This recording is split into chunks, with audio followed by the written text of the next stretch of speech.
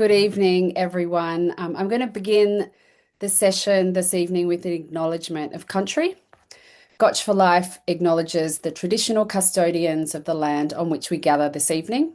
We honour the enduring knowledge, strength, and resilience of First Nations peoples and their profound practices of community care, healing, and well-being. We pay our respects to elders past and present and extend that respect to all Aboriginal and Torres Strait Islander people joining us today. So good evening, everyone, and thank you for joining us. I'm Belinda Elworthy. I'm the CEO at Gotcha4Life, and I'm really thrilled to be here and to be joined by Hugh Mackay. Now, before we get started, there's a little bit of housekeeping to take care of. Just to all be aware, firstly, that this webinar is being recorded, and that means that we can share it with all the people who have registered who are not able to be here live this evening. Now, depending on time, there may be the opportunity for some Q&A at the end of the session. So if you've got any questions, please feel free to type them in the Q&A box at the bottom of your screen. If you experience any technical difficulties, I definitely cannot help you with that. So please try exiting and re-entering this meeting. And if that doesn't work, you can reach out to our team either via the chat or you can email schools@gotcha4life.org and we will try and assist you as quickly as possible. Now, we'd really love your feedback on the webinar today. So at the end of our session, we'll be sharing a link to a short survey and we would really appreciate your responses. Okay, now on to this evening's chat. Now, I first connected with Hugh in I think it was 2021 when I was working at another organization and we were exploring the role of kindness and connection in a post-COVID world. Like many people, I'd long admired Hugh's work and the way that he helps us make sense of who we are and how we live together. I remember as an early marketing graduate in the late 1990s, I always looked forward to receiving Hugh's quarterly Mackay report. And I recently found out that that was in production from 1979 to 2003. I think one reason this publication was so anticipated and highly respected was Hugh's uncanny ability to identify major social shifts before they became obvious to the rest of us. Now, they say you should never meet your heroes, but in this case, I'm very glad that I did. And what began as a conversation about kindness and connection has grown into a friendship. And Hugh has been incredibly generous with his wisdom and his insights over the years, becoming a valued friend, not only to me personally, but also to Gotcha4Life. And some of you might know that as well as being one of Australia's most respected social researchers, Hugh is also famous within Gotcha4Life as being the narrator for our Gotcha Garden Gnome meditation, which is still one of our most popular in our mental fitness gym app. Now, for those who do not know him, Hugh Mackay AO is one of Australia's most respected social psychologists and authors. For more than 60 years, he has studied human behaviour, relationships, and social change, helping us to better understand what it means to live a connected and meaningful life. Hugh is a best-selling author of 22 books, including The Kindness Revolution, The Art of Belonging, and The Way We Are. And Hugh is renowned for his thoughtful insights into loneliness, community, kindness, and our human need for connection. When I think about his work, I'm reminded that while the world continues to change, our deepest needs really do remain the same. Hugh was appointed an Officer of the Order of Australia for his contribution to social welfare, social research and public discourse, and remains one of the country's most trusted voices on the issues that shape our lives and our communities. I couldn't be more excited to be here having this conversation with Hugh this evening. Hugh, thank you so much for joining us. Very great pleasure. Thank you, Belle. And it's a pleasure to be part of Gotcha4Life, not just now, but over these past few years. So thank you. Well, thank you. And you're definitely one of our dear friends. And I thought, Hugh, that I could start with a big question. Now, after more than 60 years essentially studying people, what have you learned about what humans need most? It sounds like a big question, and maybe the answer will strike you as being too simple. But here's my answer. Our deepest need is to feel that we belong somewhere. Mm, In fact, I think it's fair to say that for humans, for reasons we can explore in this conversation, but for humans, we don't really know who we are until we know where we belong. wow. And how do we know that we belong somewhere? The answer to that is that other people take us seriously. Other people smile at us. Other people acknowledge us, show signs of appreciating us. Other people include us. So you can't have a sense of belonging without a social context. And that, of course, for me, defines our responsibility to each other. And that responsibility is to show everyone we encounter in whatever way we can, to show them that we take them seriously because their mental health depends on knowing that they belong here, that they're acknowledged, they're accepted like anyone else. How we do that, we can talk about some of the ways we do that. But that in fact is my definition of kindness, that word that we perhaps overuse, although it is in fact my favorite word. But that's my definition of kindness. Anything we do to show another person that we take them seriously and therefore to show them that they belong here. They have a right to be here. They are part of us. And when I say anything, I do mean anything. I mean a smile, uh, saying good day to a stranger you pass in the street, or looks like rain to someone you're standing beside at the bus stop, uh, listening when someone needs you to listen. I'll say a little bit more about that later. Anything at all Mm, that says you are not alone, you are not ignored, you are not overlooked. Anything will reassure people that they belong. And because we are social creatures, that's our deepest need. mm. I think, we talk a lot about connection and feeling connected to others and having that internal sense of belonging just takes it that next step.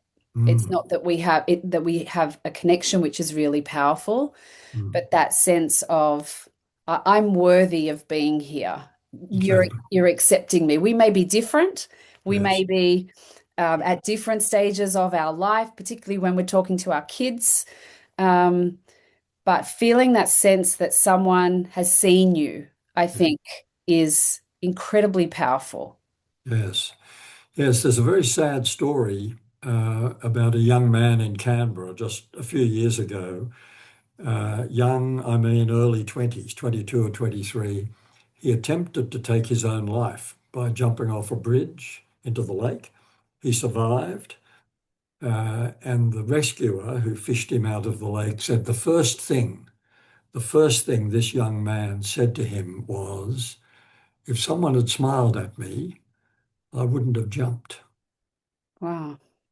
I mean, just ponder that for a moment. If someone had smiled at me, not if someone had put their arm around me or if someone had struck up a conversation or if someone had listened to my distress, just if someone had smiled at me, that can be enough. I think we need to remember the idea that you would pass a fellow human being in the street and not acknowledge them with a smile or a nod or a good day or something is very weird.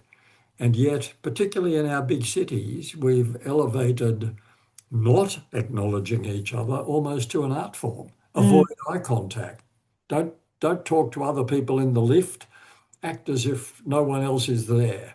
Fix your eyes on the floor numbers and pretend that these are not human beings standing beside you in a confined space. Well, of mm, course, if the lift breaks down and jams between floors, suddenly you'll be socially connected and you'll know how Mm, to respond to other. mm, It's a very odd thing.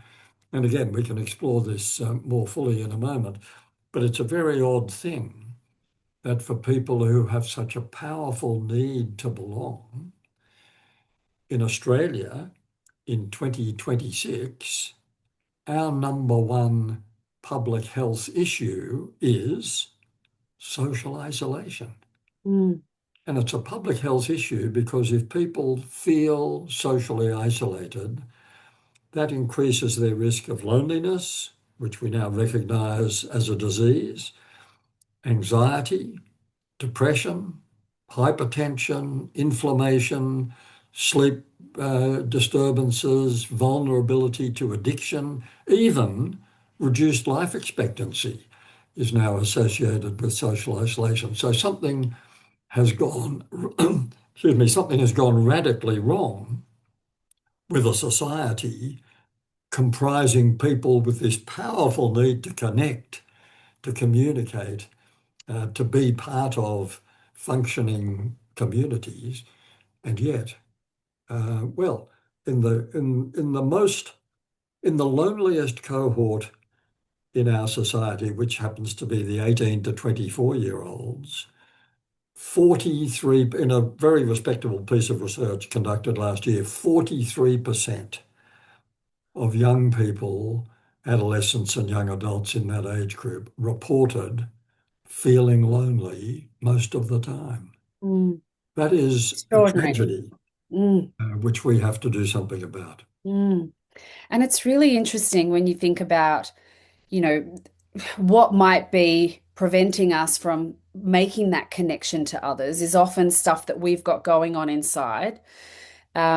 But the knowledge that just by acknowledging you could change someone's day for the better, you could add to that sense of I belong here by an action that could be so much smaller than you even think. Mm. By shifting our focus from an internal, I guess, reluctance to maybe put ourselves out there to shifting one around like spreading kindness or spreading belonging or spreading that sense of love to others. Yes, yes, absolutely. And if we need a motivation for that, I think it's very important to recognize something that I've only myself come to recognize in the last few years, that kindness is not just a nice thing to do, but it's actually a species survival skill. Mm, And I say that in the light of some recent archaeological research. You don't normally think we'd go to archaeologists for insight into human nature, but some very interesting research has just been done by a group of British and German archaeologists working in Europe. And they think they have cracked a puzzle which has been worrying archaeologists, anthropologists, etc., for a very long time.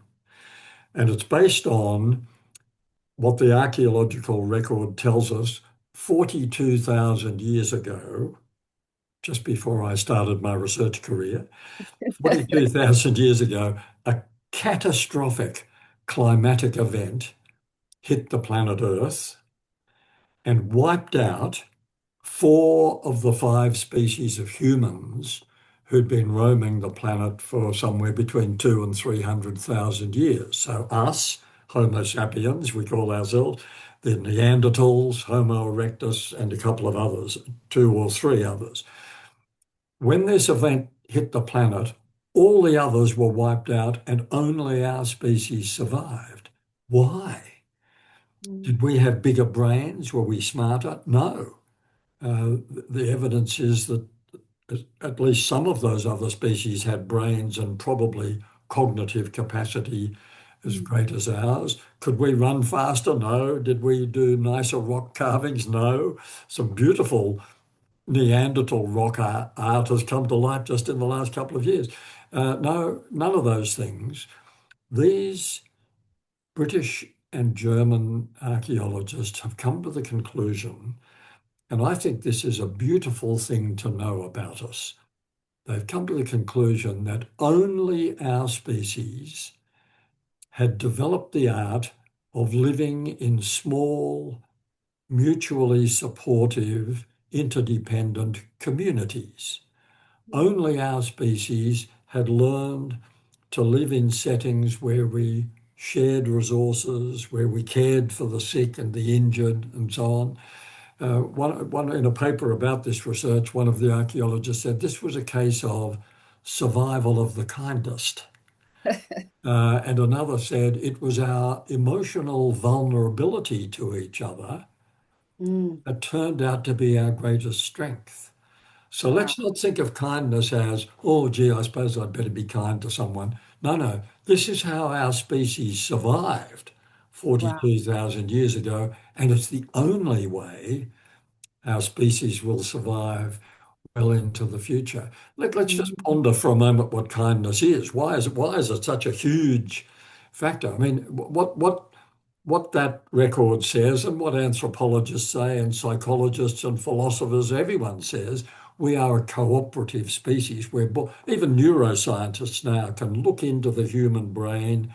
They say they can find in the human brain the cooperative center. It's in our DNA to mm, cooperate, not to compete mm, like that. We think of humans as intensely competitive. No, that's not the essence of our human nature. There is no competitive center in the human brain. That's a learned social response. We do sometimes find ourselves in circumstances where we feel we have to compete with someone else, especially if two people fall in love with the same other person. Uh, that becomes a competition, and we play at competitions on the sporting field. But of mhm, course, even sport is an mm, exercise in cooperation. You can't have a successful game of soccer unless you go to all play by the rules and stay yeah. within the boundary and all that stuff. We've just watched the French Open, a classic exercise in cooperation Mm, as well as competition, but the cooperation comes first. mm, Um, so, um, so we are born to be cooperative. Kindness is the crucial ingredient in cooperation. And I think of kindness. You mentioned the word love a moment ago, Belle, and that's what kindness. The original word was loving kindness, a nice big long word. We don't use long words anymore. no, no time for that. No time for loving kindness. We'll soon be calling it the K word. But anyway, but it is a unique form of human love, unique in this sense. If you think of all the other forms of human love, like romantic love or familial love or the love of friends, all of those have one thing in common. They're all about our feelings about Mhm, each other, they're about our emotions. Even when we use the word love in more trivial settings where we say things like, I love dogs, or I love chocolate, or I love that book, we're talking about our emotional response to those things. mm, But here's where kindness is utterly different. Uh, 250 years ago, Samuel Johnson very wisely wrote, kindness is in our power, even when fondness is not. mm, Now, isn't that a beautiful thing? We yeah. belong to a species, and this is how the species survived. Let's keep reminding ourselves of that. We belong to a species whose members are capable of showing kindness to people they don't like. Mm, We're capable of showing kindness to people we could never agree with about religion or politics or sport or culture or anything. We're capable of showing kindness to total strangers. In other words, it's in our nature, it is yeah. actually in our nature to be indiscriminately kind, kind to everyone, kind to other people because they're other people, because actually the common humanity that we all share is the most important thing about it. And we celebrate it and acknowledge it every time we Mm, perform an act of kindness for someone else. And when I say indiscriminate, I mean indiscriminate. You don't see a person you don't see a frail elderly person try to cross a busy street, and unless you're very cruel, you don't go up to them and say, "Ha, I see you could use a bit of kindness here. I can help you across that street, but I first need to know, how did you vote in the voice referendum? Where do you stand on nuclear power? What do you think about Angus Taylor? You know, That's right. no, no, we don't do that, do we? You're a human, I'm a human. There you are. Uh, I will I will demonstrate to you that you belong here. I will demonstrate to you that I take you seriously. I will demonstrate to you that I understand the most important thing about us for all our differences about gender, about religion, about ethnicity, about politics or anything, all those different, very important to our sense of self, but trivial Mm. compared with the common humanity that we all share. So I think it's time to celebrate, but to remind ourselves that you don't have to feel anything. Yeah. You don't have to, you're not kind to someone because you like, I mean, you will be kind to someone who you like, but being essentially human, Yes. being true to what Abraham Lincoln very poetically described as the better angels of our nature, being true to the essence of our nature, Mm. it's not about how I feel about you. It's about you're there, I'm here, I'll be kind. Mm. Hopefully, we'll be kind to each other, but it doesn't matter if you're not kind to me. I'll be kind to you because Mm. I'm being richly, fully human. Not Yeah. because I'm a hero, Yeah. not because I have a bottomless well of compassion. No, no, there's nothing to do with my feelings.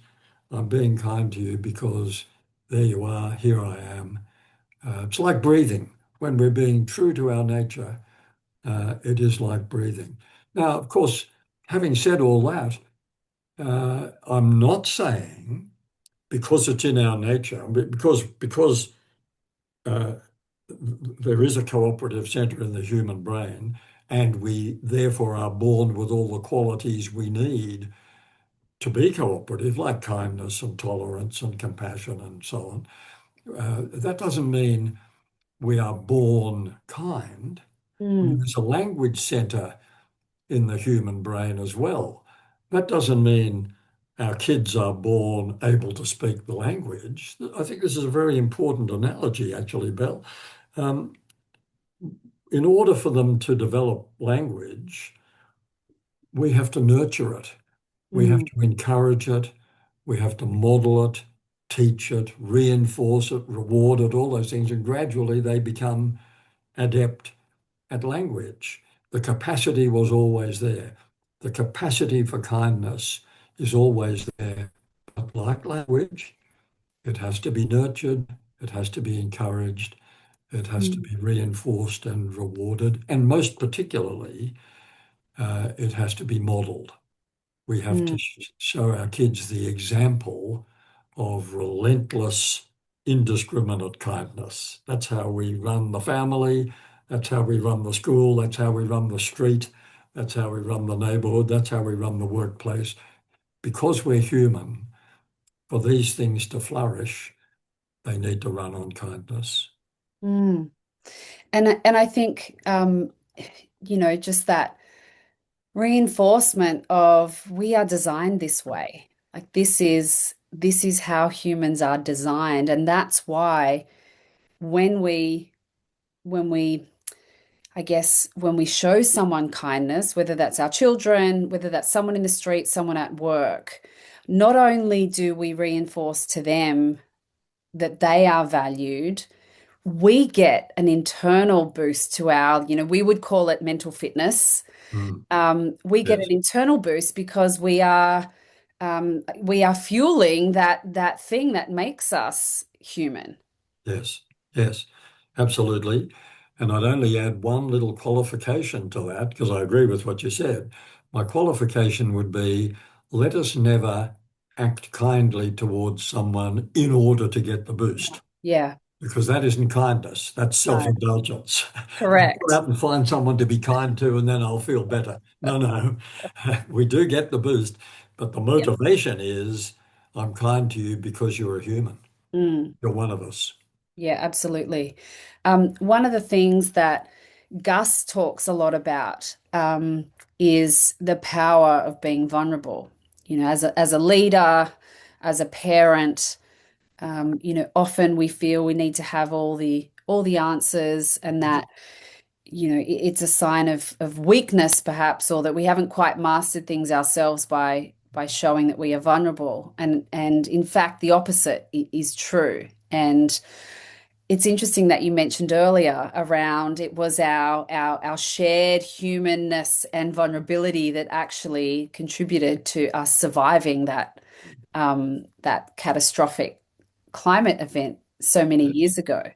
Yes. Um, what are your views on the power of vulnerability in this space? It's a crucial part of being human that we make ourselves vulnerable to each other. I mean, when people fall in love, I mean, part of the essence of falling in love with someone is that you make yourself vulnerable to that other person. That's so easy to be hurt. Yeah. But that's what love is about, being vulnerable to each other, and that's what kindness is about as well.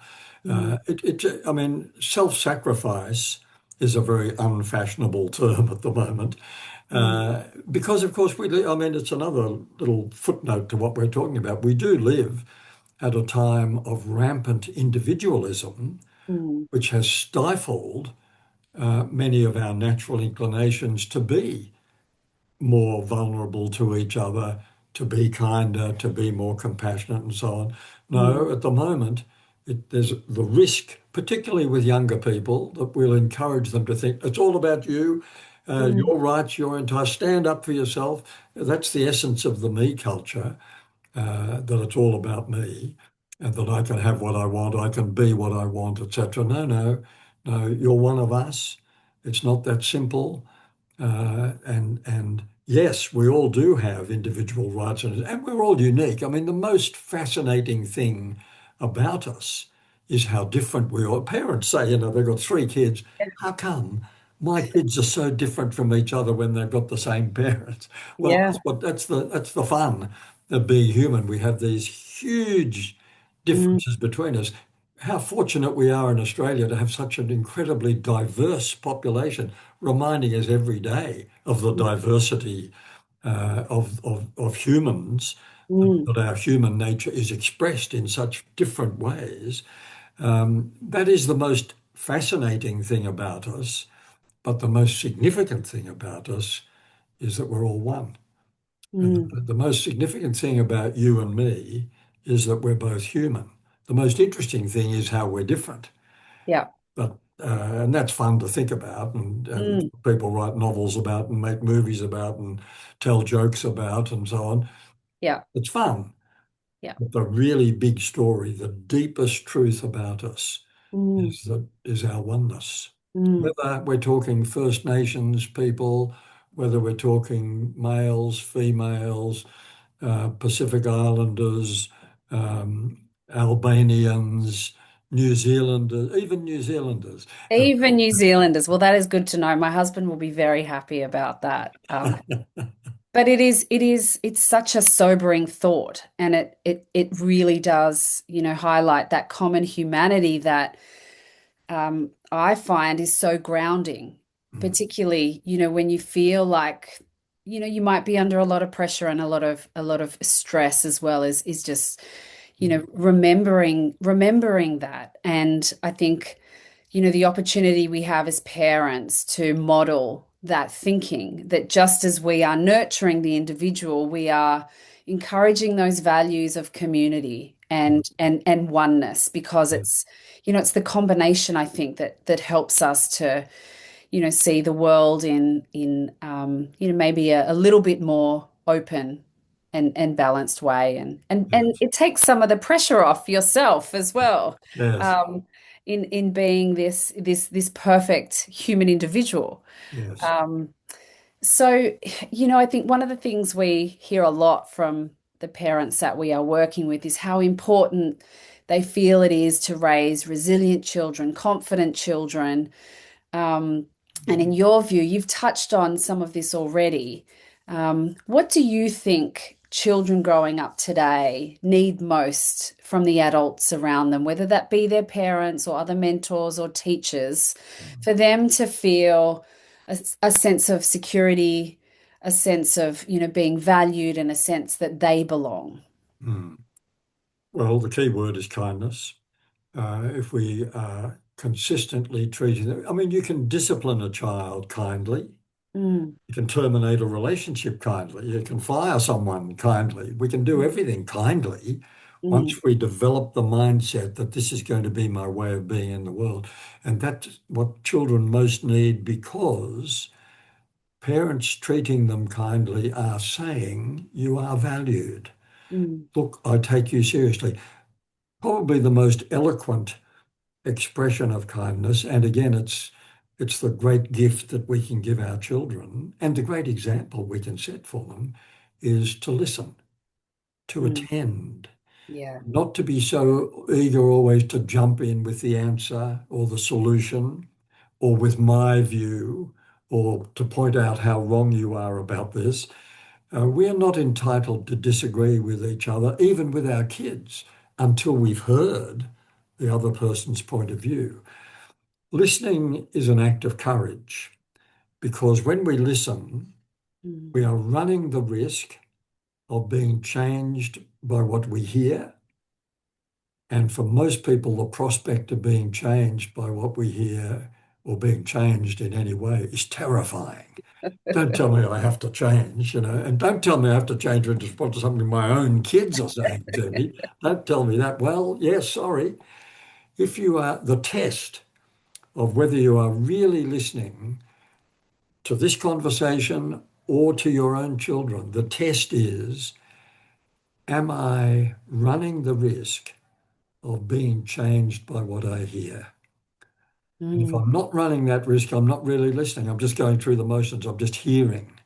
I hate it when people say, I hear what you say. No, Oh, no, yeah. I don't want you to do, I know your ears are working. The Yeah. question is, are you listening? And listening is a different thing. Setting the example to our children of listening. First of all, when we listen to them, they know more confidently than by anything else we do for them. They Mm, know mum and dad are taking me seriously.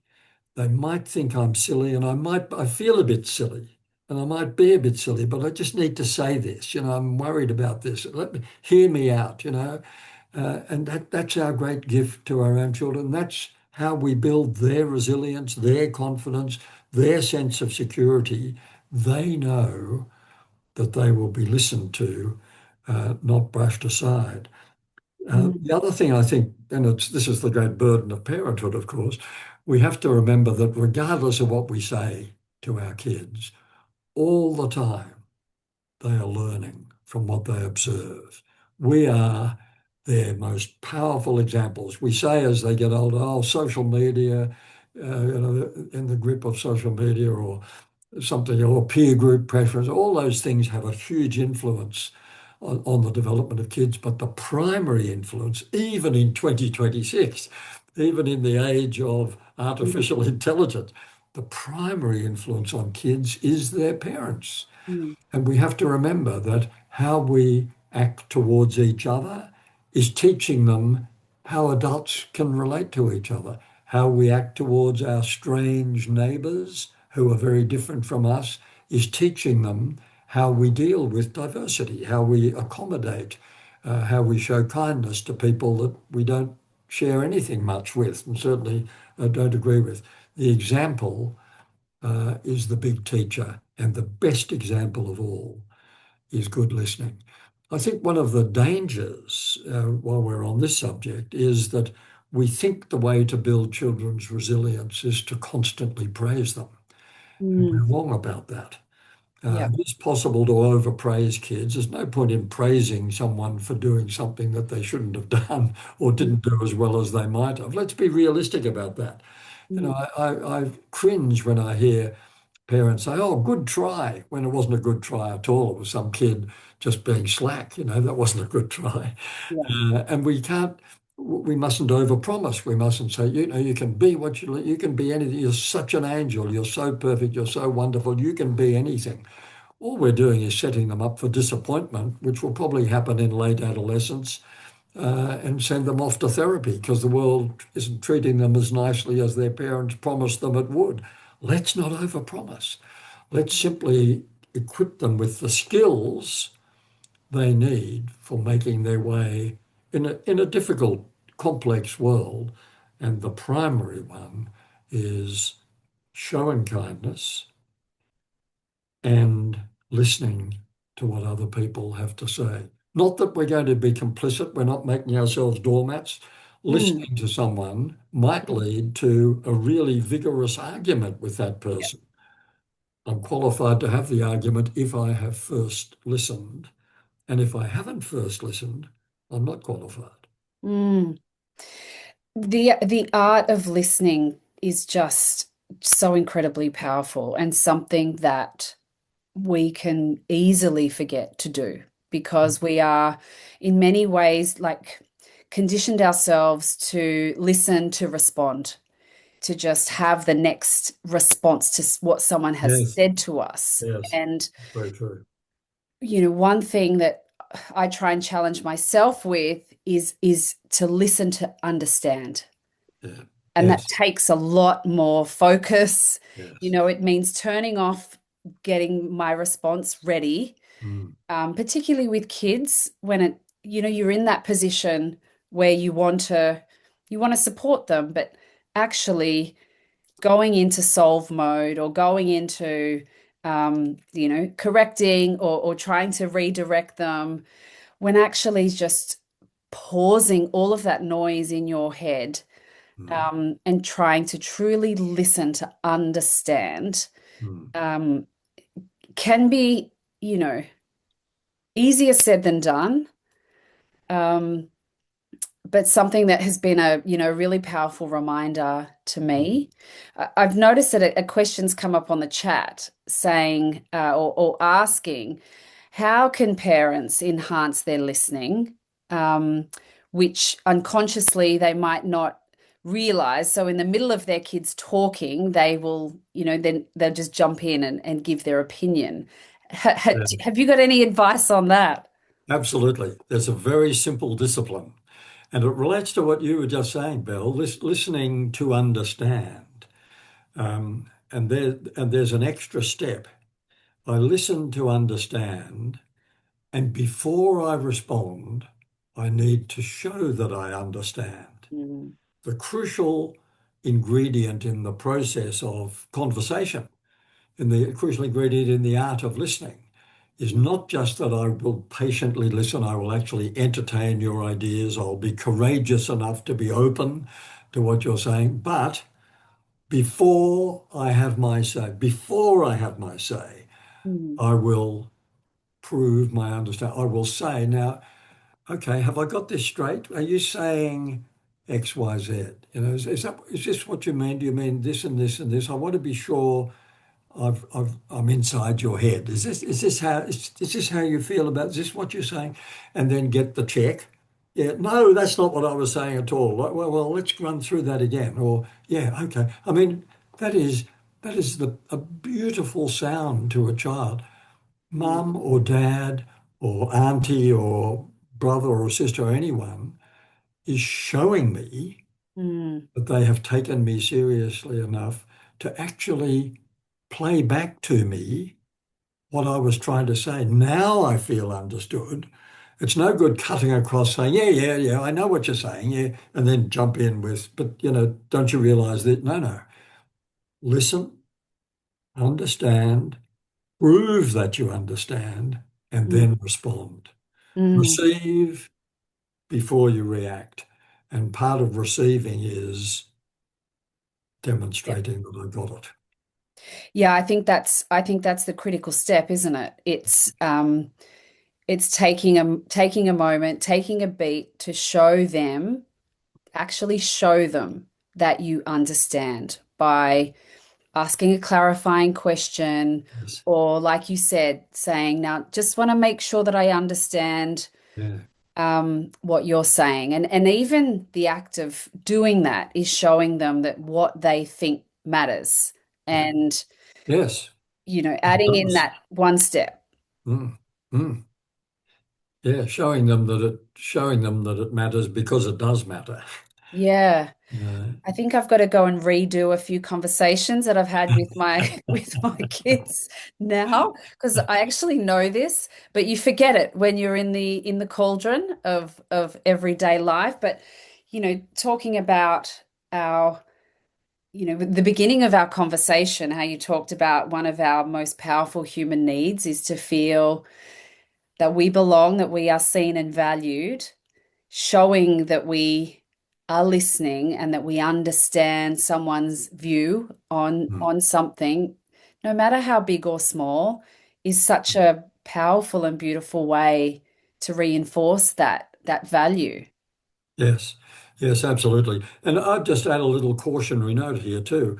We won't ever be perfect at this. We won't always get it right. When I hear people saying, I'm the victim of flawed parenting, I feel like saying to them, flawed parenting, that's another way of saying parenting. Exactly. I mean, none of us, none of us achieve some mythical gold standard. Of course, we occasionally fall short, and even to our own kids, we need to be prepared to admit that. Yeah.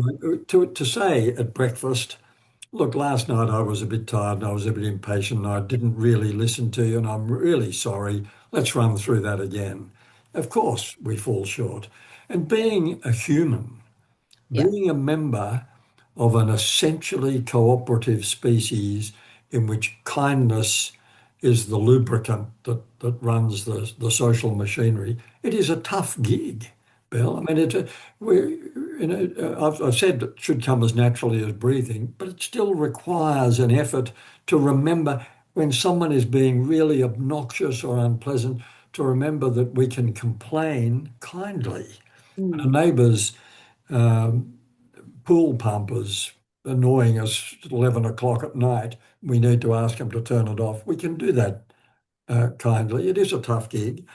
And one thing I'd say as a result of that, although we are essentially communitarians, although we are social creatures who absolutely need each other, we're hopeless in isolation.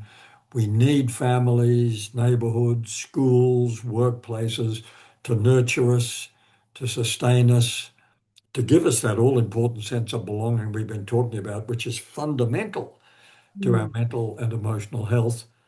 But we also need time off. We mm, also need quiet time. We need time to recharge our batteries. We need a bit of solitude, a bit of meditation or walking or listening to music or something, mm, because it is a very demanding thing mm, belonging to the. We could have been some other kind of species. We could have been Neanderthals or something, and it wouldn't have mattered so much. But like many other species on the planet, the very fact that we need each other and that mm, we owe it to the species to live by the rule of kindness means we've got to have a bit of time out. We've got to mm. we've got to nurture ourselves as well.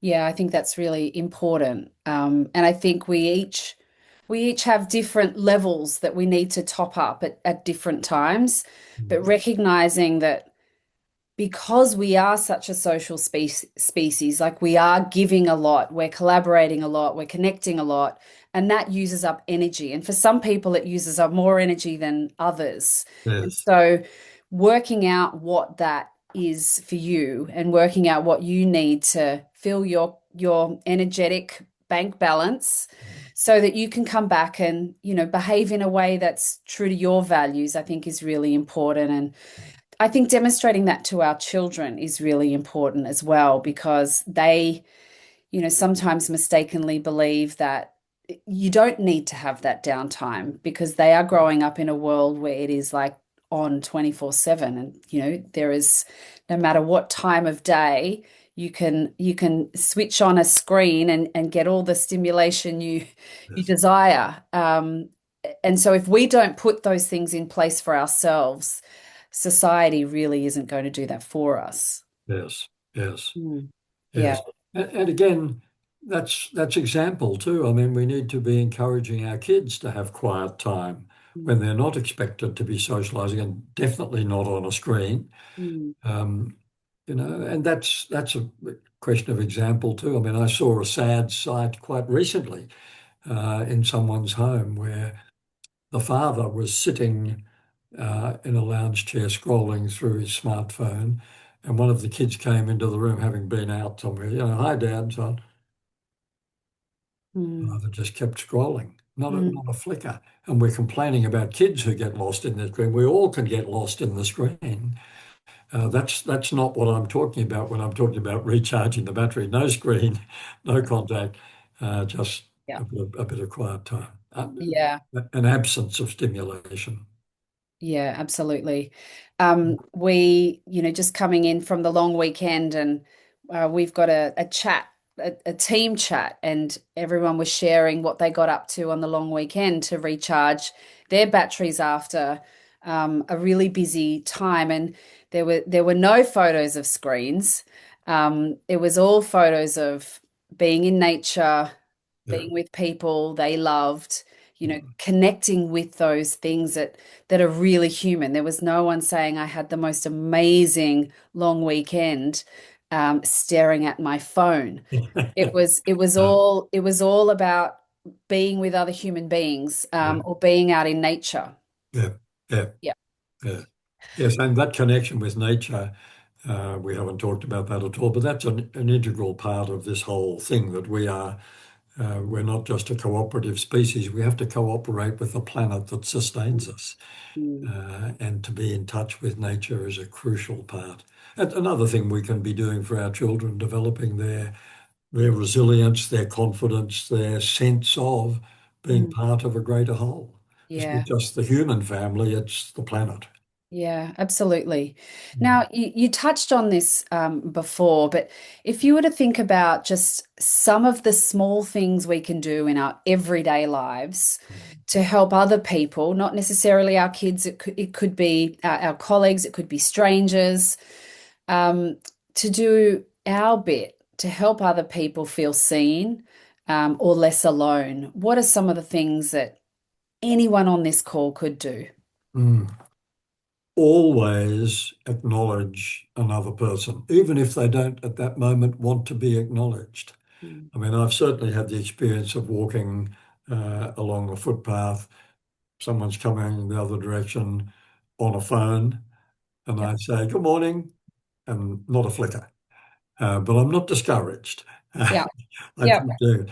Always remember that young man who jumped off the bridge. Remember that remember the aching loneliness. One third of all I mean, I talked about the young adult phenomenon. One third of all Australian adults report feeling lonely most of the time. Now, that's not their fault, that's our fault. And, Mm. and when people are starting to feel lonely, when they get caught in the spiral of loneliness, Mm. they are very unlikely to reach out. That's right. It's one of the great ironies of loneliness that you become even more withdrawn. Yeah. Those of us who are not lonely need to be alert, need to be looking out. Is there someone in your street at risk of social isolation? Just go and knock on the door. Just say, I've got some lemons off the tree. Do you want a couple? Or a new person arrives in the street. Uh, I don't want to annoy you, but I just live over the road. I'm Hugh. If you want anything, give us a buzz. Here's my number. Or come in and have a cup of tea or something. We don't want to overdo it. I heard a woman in a research project I was conducting in Melbourne a few years ago on the subject of neighbourhoods and so on. This woman said she lived in a cul-de-sac in Melbourne, and someone in the cul-de-sac decided they need to develop a stronger sense of community, so they were going to have pizza night every Friday night. And this woman said on Friday night, I pull the blinds down and pretend I'm out. It's too much. I don't want to have pizza with the neighbours every Friday. You can't overdo it. but just Oh, always acknowledge them. mm, Always acknowledge the stranger, anyone. Just if a Martian visited our planet and we said, "Oh, we humans, we're social creatures. We all need each other. We need to make connection," and then the Martian looked at us, they'd say, "I don't think so." yeah. Too Yeah. many occasions when I see people just ignoring each other. Mm, Don't ignore the smile, the wave. G'day, looks like rain. Anything that says, I noticed you. mm, And that might lead to another person wanting to unburden themselves on a particular subject. What it will do is increase the probability that that person will acknowledge someone else. There's a mm, ripple effect from kindness. yeah. If I'm kind to you, you might not be kind to me, but you're Mm, more likely to be kind to someone else. yeah, absolutely. Mm. That kindness revolution. Yes, yes. It starts with us. We wring our hands about the state of the nation, and there are plenty of things to notice about Australian society. We are becoming more socially fragmented. I've already said social isolation is our big number one public health issue. We're living in smaller and smaller households. Mm, Almost 30% of all Australian households contain just one person. That's a prescription. Not everyone who lives alone is lonely, but it's a hazard for us. Our yeah. rate of relationship breakdown is a hazard. Our busyness is a hazard. We're all, the neighbours are having drinks on. Sorry, too busy. Don't disturb Dad. He's busy. So that's an excuse for withholding ourselves from social interaction. We're more mobile than we used to be. And of course, we've been seduced by the information technology revolution because it's so brilliant. It is clever, but Mm, it's making it easier than ever before in human history for us to stay apart from each other. Let's be mm, alert to what those trends are. They're our trends. We're making choices about how to live, resulting in these social trends. Let's recognize that they are actually damaging the mm, social fabric. And that's not some vague out there thing, that's us. yeah. When we wring our hands about the state of Australian society, dream about it. Well, how could it be better? Oh, well, we could be kinder, we could be more compassionate, we could be more patient, we could be better listeners, we could be less violent. Ah, could we? Well, if we all start to live like that, it's a street by street, it's a household by household, street by street proposition. There's no Mm, magic wand. We're not going to have the kindness police established. We're not going to have a ministry of kindness. It's not a government problem. It's us. We dream of what kind of society this could become, and we can make it that kind of society mm, simply by living as if in our own street, in our own school, in our own workplace, living and encouraging our kids to live as if this is the kind of world we want it to be. mm. If enough of us are doing that, that's the kind of world it will become. Yeah, absolutely. It really is. It is within our power. And it absolutely starts. It starts around the dinner table. It starts, when you're wandering down the street, and um, it's definitely an experiment worth taking part in. That's for sure. There's not a lot of downside to um, implementing this. No. Well, at a time when so many people say, oh, it's all beyond our control, look what's happening in Gaza or Ukraine, or look at Trump, look at climate change, it's all, I'm powerless. No, you're not. What is within our control Yeah, is the state of the community that we are part of. yeah. And we can help to heal that and Mm, to help it flourish by engaging with it, participating, and showing kindness at every turn. mm. I cannot argue with anything you've said there. I'm just thinking about, well, what I should probably clarify with you what you just said. Um, but instead, I'll ask you the next question. Yes. Now, it can feel overwhelming to think about all of the challenges that we face, and so many things that are happening that may feel out of our control. but I think we can also choose to look for the good and look for hope. Mm, So, when you do think about all of the challenges that we're facing as families and communities, what is there that still gives you hope? mm. It's my belief in human nature, Belle. I know that in our essence, we are cooperators. We have the capacity for compassion and for kindness and tolerance and inclusiveness and so on. And I remind myself when I see examples of really bad behavior, violent, unkind, lacking in compassion, and so on, I remind myself that those are damaged people. Those are humans not yet fully evolved, not yet fully flourishing, not being true to the better angels of our nature, to Mm, quote Lincoln again. Uh, yes, there are damaged people, there are wounded people, and people who behave. I mean, it's an inflexible rule. People who behave badly are mm, damaged people. They're yeah. wounded people. They need healing in order to behave better. Uh, but when we are being true to ourselves, we run a society that survives. We commit ourselves to social harmony. I don't particularly like the term social cohesion. I think we can more easily understand social harmony. Doesn't mean we're all the same. Mm, It means we listen to all our distinctive voices and learn to sing in harmony. And that's a beautiful thing. And we're capable of doing it. We did it 42,000 years ago. And we do bring ourselves back from the brink. That's what gives me hope. There are mm, times when you feel like uh, sinking into despair. It's very easy to mm, despair, very easy to become cynical, mm. negative, and to just withdraw from the Yeah. action. Don't let's do that. Let's stay engaged. Let's keep on being true to who we actually are, and by our example, encouraging others to do the same. Mm.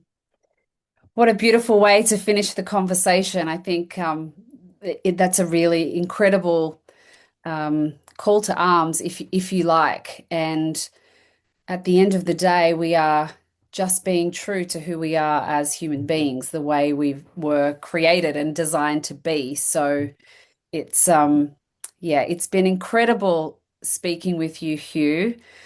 So many insights that I've written down, and it's a conversation I'm going to be pondering on for a long time to come. I think what's really sticking with me, with just some simple takeaways around just reminding myself of the power of listening, and of the power that we each have to take small actions, even one small action every day, because we can create the change we want to see in Mm, our homes, in our communities.